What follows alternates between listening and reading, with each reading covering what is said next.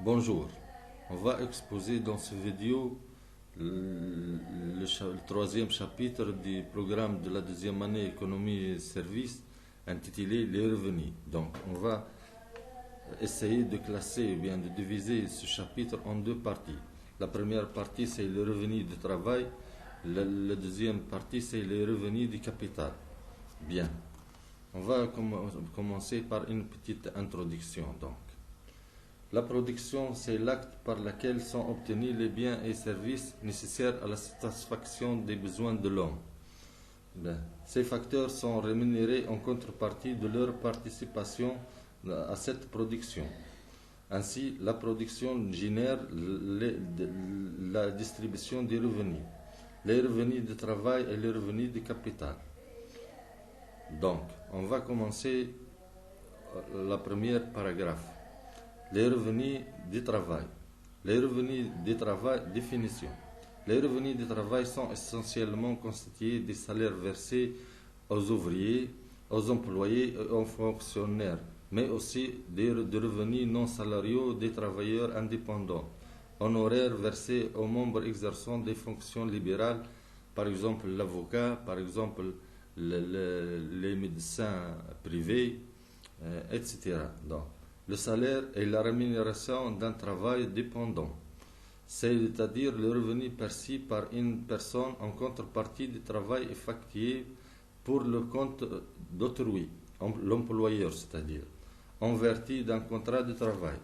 Donc on peut dire aussi que les revenus, ou bien le salaire, c'est un ensemble de ressources perçues par une personne au cours d'une période. Bien. Bien. Mais par le mot salaire, donc, par salaire ou revenu du salaire, il faut entendre qu'il est directement perçu en contrepartie du travail, ou bien du capital. Le salaire, ici, le salaire est un terme très général. Il peut prendre plusieurs des appellations, telles que le solde pour le militaire, le traitement pour un fonctionnaire, le gage pour les personnels domestiques. Donc, ce sont les appellations des salaires. Donc, on peut trouver plusieurs appellations. Maintenant, on va voir les formes de salaire. Le salaire nominal et le salaire réel, ou bien le pouvoir d'achat. Bien. Concernant le salaire nominal, il est constitué par la quantité de monnaie que perçoit le travailleur chaque mois ou chaque quinzaine ou chaque année. Donc, par exemple, un ouvrier qui perçoit mensuellement un salaire de 750 dinars. Bien. Le salaire réel, il est appelé aussi le pouvoir d'achat. Il s'agit de quoi? C'est la quantité de biens et services qu'un travailleur peut acquérir avec son salaire nominal. Il est fortement tributaire du niveau du salaire nominal et de l'évolution des prix.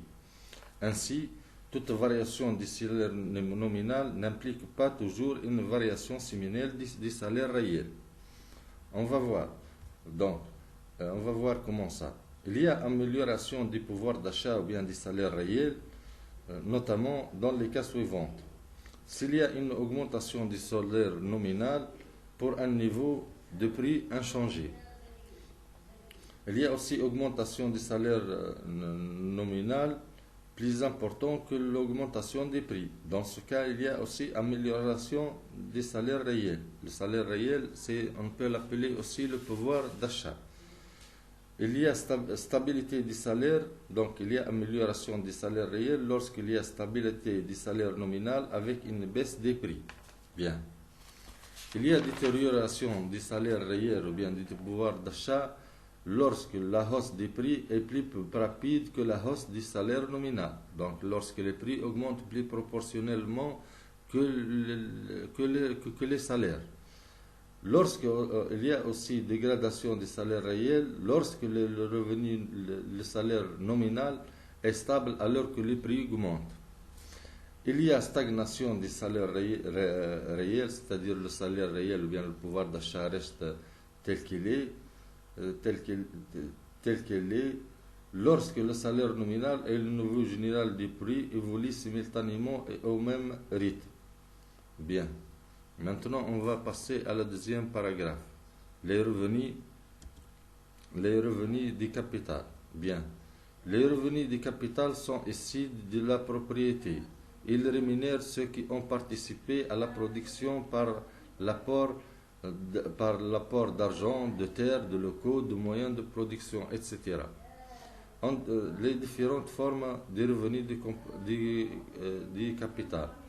On distingue les revenus fonciers et immobiliers, l'intérêt, le profit et les revenus mixtes. Bien. Concernant les revenus fonciers et immobiliers, ces revenus sont liés à la possession d'une terre, d'immeubles, de construction d'une carrière, etc. Bien.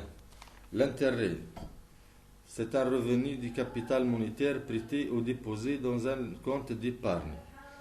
C'est le loyer de l'argent, c'est-à-dire les revenus perçus liés à la possession du capital monétaire placé et prêté. Par exemple, comme on a dit, dans un compte d'épargne, d'Afdal Dikhar ou le compte Dikhar. Bien. Exemple. Bien. Maintenant, le profit. Le profit, c'est la différence entre les recettes et les dépenses. C'est le revenu de l'entreprise. Il est lié à la réalisation de la production et son écoulement sur le marché. Il est déterminé en déduisant les charges du chiffre d'affaires réalisé.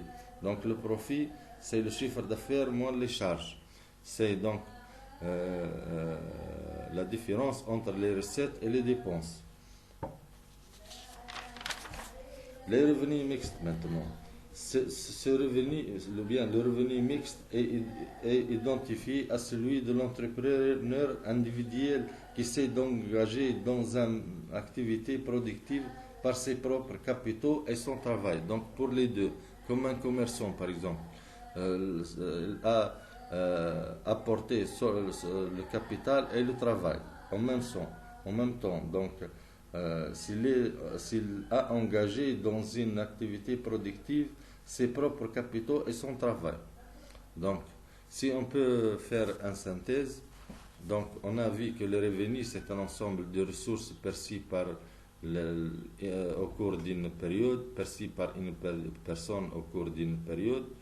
Bien, on distingue le salaire, c'est le revenu perçu par le salarié en contrepartie de son travail. On a dit que les salaires peuvent avoir plusieurs appellations, parmi lesquelles le solde pour le militaire, le traitement des fonctionnaires, les gages pour les personnels. On a dit que le profit, c'est la différence entre les recettes et les dépenses.